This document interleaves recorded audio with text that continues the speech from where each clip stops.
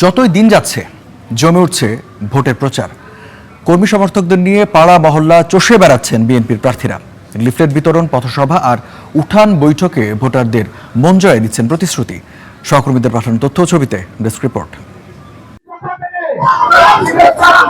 সংসদ নির্বাচন ঘিরে আনুষ্ঠানিক প্রচার শুরুর তৃতীয় দিন সকাল 10টায় ঠাকুরগাঁয়ের আউলিয়াপুর কান্দরপাড়া থেকে প্রচার শুরু করেন বিএনপি মহাসচিব মির্জা ফখরুল ইসলাম আলমগীর। গণসংযোগের পাশাপাশি অংশ নেন উঠোন বৈঠকে।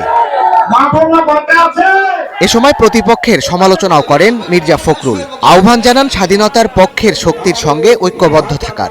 আমাদের এইবার ভোটে দেওয়ার সঠিক সিদ্ধান্ত নেই, আমরা যেন ধানের শীষে ভোট দিই, দিয়ে এই যারা আমরা স্বাধীনতার পক্ষে কথা বলি, যারা আমরা ফ্যামিলি কার্ডের কথা বলি, যারা আমরা কৃষি কার্ডের কথা বলি, স্বাস্থ্য কার্ডের কথা বলি, আইন শৃঙ্খলা রক্ষার কথা বলি, শিক্ষার কথা বলি, স্বাস্থ্যের কথা বলি, তাহলে হাতকে শক্তিশালী করলে ইনশাআল্লাহ দেশ আগামী 5 বছর পারবো। চট্টগ্রাম 11 আসনে সকালে বিপুল কর্মী সমর্থক নিয়ে আগ্রাবাদ এলাকায় নির্বাচনী গণসংযোগ শুরু করেন বিএনপি প্রার্থী ও দলের স্থায়ী কমিটির সদস্য আমির খসরু মাহমুদ চৌধুরী। এরপর দুপুরে রেডিও গলিতে ভোটারদের সঙ্গে কুশল বিনিময় করেন। বেগম খালেদা জিয়ার উপর, জিয়া রহমান সাহেবের উপর, এখন তারা তারেক রহমান বিএনপির উপর তাদের আস্থা।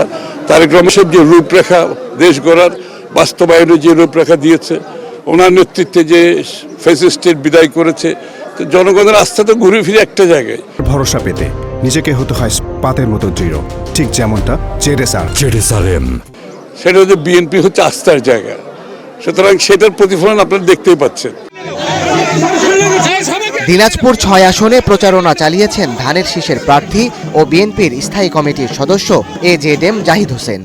যে 2 নম্বর ওয়ার্ডে যে আদিবাসী অধ্যুষিত যে বিরাট পাড়া রয়েছে, আলহামদুলিল্লাহ আদিবাসীদের মধ্যে যে উচ্ছ্বাস, ধানের শীষের প্রতি তাদের যে সমর্থন ভোটারদের মাঝে এবং পুরুষ মহিলা নির্বিশেষে, এটা অত্যন্ত উল্লেখ করার মতো।